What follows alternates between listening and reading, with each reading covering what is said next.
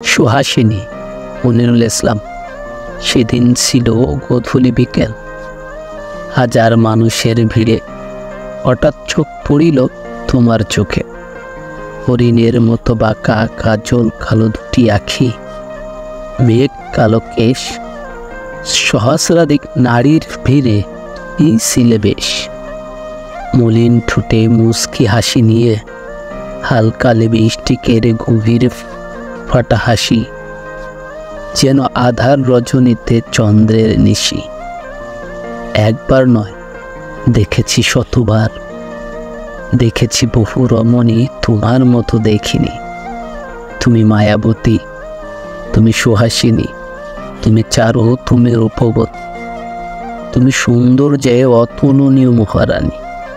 তোমার বচন যেন পুষ্পে ঝরা রানী, তুমি বসন্তে ফোটা পুষ্পিত কাননে সৃষ্ট ফুল।